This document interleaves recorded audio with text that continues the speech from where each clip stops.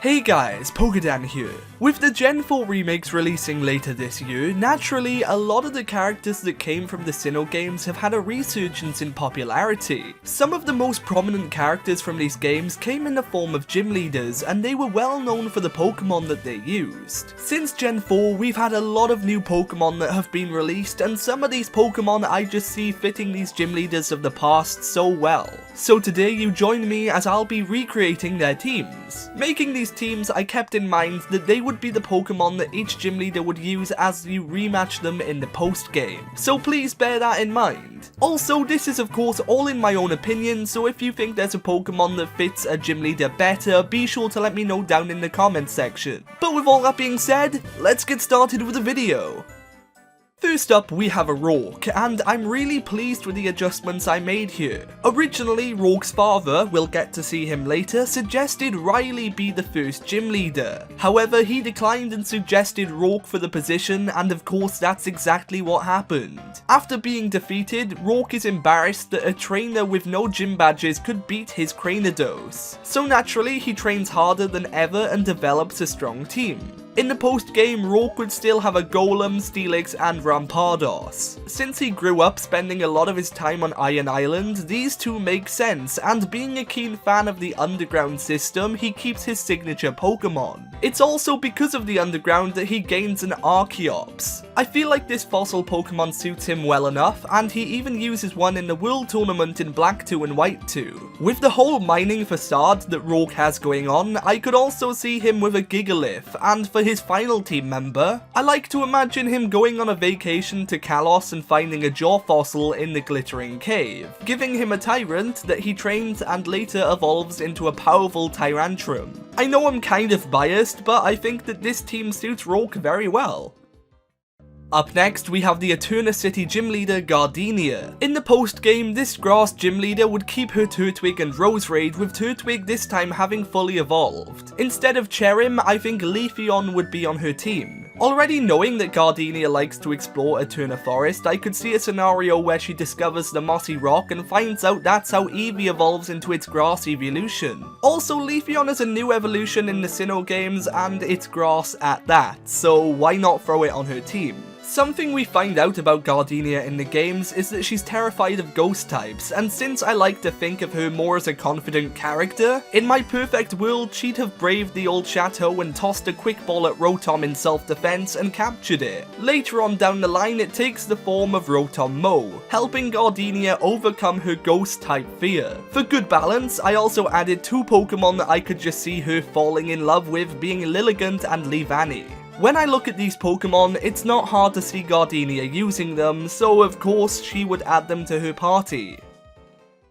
Fantina is another gym leader that I love, and I think there are some additions to her team that could make her even better. In my reimagining of her team, she keeps Drifblim, Gengar, and Mismagius. She also gains Spiritomb due to it being a strong Sinnoh Ghost Pokemon, as she sees it as a challenging Pokemon to train, but of course, she raises it fine. She's also used one in the World Tournament too, so there's not much of a case to argue. Something else that's cool about Fantina is that she's not originally from the Sinnoh region and speaks bits of French in the English games. So it's not impossible to imagine that she's been to Kalos before, which is of course based on France. Repping this region, she uses one of its most powerful ghost Pokemon on her team, being Aegislash. Finally, I've given Gardenia a Mimikyu because she's very extravagant, and I could see her using a partially fairy Pokemon on her team. Mimikyu also just feels like it fits her whole charade, so yeah, that's the final team for Fantina. Next up is Melina, and she's a very strong trainer who isn't aware of her own strength. In my opinion, she'd keep Machamp, Medicham, and Lucario, as she's loyal to the Pokemon that she trains so hard with. In Platinum, you encounter Melina on the way to Snowpoint City, and it's mentioned how she's training by battling her way through the snow to become even more strong. You've got to respect the hustle, so that's why I've added two Pokemon with a lot of fighting spirit just to match hers, being Hawlucha and Graplocked. Even though every Pokemon has a different personality, in the anime we've seen both of these Pokemon with a lot of determination to be strong. A Holucha like Ashes would suit Melina perfectly, and as for Graplocked, I could say the same but with bees. Also, I feel like these two characters sort of mirror each other, so I'd give Melina a Graplocked just to honor Bee. The final edition of Melina's team would be Gallade just for coverage, but it's also a Sinnoh evolution and it's one that she's used before too, so yeah, this is Melina's post-game team.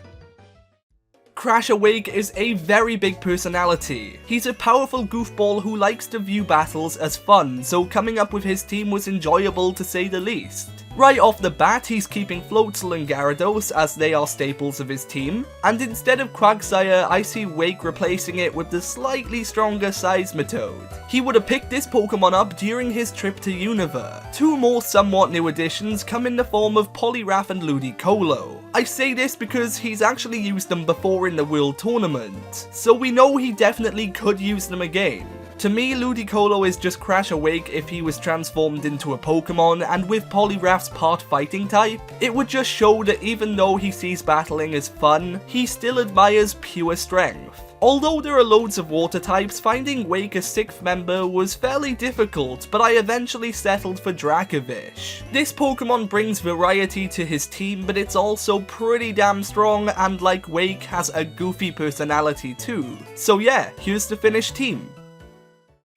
We've mentioned him briefly, but up next is Byron. When Rokk is defeated, Byron isn't all that surprised, and he's enthusiastic about the next generation of Pokemon trainers. However, he still strives to win, so trains a lot at Iron Island. For his post-game team, Byron will keep his Bronzor, except it's evolved this time, Steelix, and Bastiodon. Being an admirer of pure strength, he'd also add a strong steel type to his team in the form of Aggron, another Pokemon he's used before. Although Byron loves steel Pokemon, I think he'd also be aware of how strong the dragon type is. So I reckon he'd have travelled to Gala to pick up Duraludon. This is a very strong Pokemon, and he learns about how the final Gala gym leader uses one too, so adds it to his team. Being inspired by other gym leaders, I think that during his time in the wild area trying to find a Duraludon, he'd also pick up an Excadrill as he remembers Clay using one. So although a third of his team may be inspired by other gym leaders, I think this final team looks pretty powerful nonetheless. Up next is Candice, and in the games it's mentioned how she acts the opposite way an Ice-type gym leader would be expected to act. Instead of being cold and distant, she's warm and friendly, and believes that before battling a Pokemon, a trainer should befriend them. With this in mind, I took Weavile off her team because it's part Dark-type, also known as the Evil type. However, she does keep her Mamoswine, Glaceon, and Abomasnow. I debated removing Frostlass too because of its dex entries being so dark. However, it is her signature Pokemon, so I'll give hers the benefit of the doubt. By the way, sorry Weavile, I know that is a double standard. In regards to new additions, I think Candice would have the only part Fairy Ice Pokemon, and that is Alolan Ninetales, and because Candice is known for being warm and friendly, I think it just suits her well. Finally, I've added a Lapras to her team because its dex entries mention just how kind of a Pokemon it is, and again, this fits Candice's whole getup, so yeah, I think that it's a pretty decent team overall.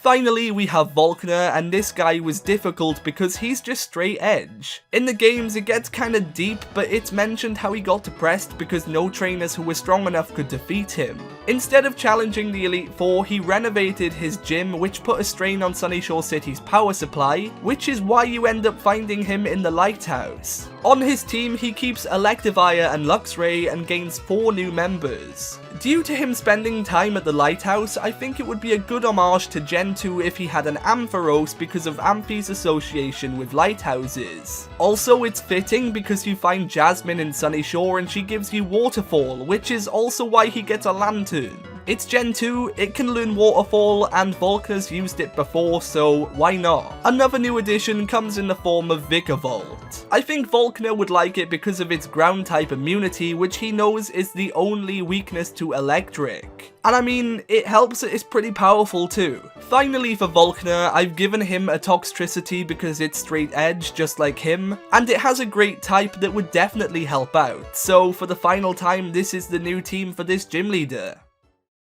But anyway guys, with all that being said, that pretty much wraps things up for this video. I hope you guys enjoyed, and if you did, be sure to leave a like and subscribe for more. Also, be sure to let me know what new Pokemon you would add to their teams down in the comments section. But with all that being said, for now, I've been PokeDan, you've been amazing, and I'll see you guys next time.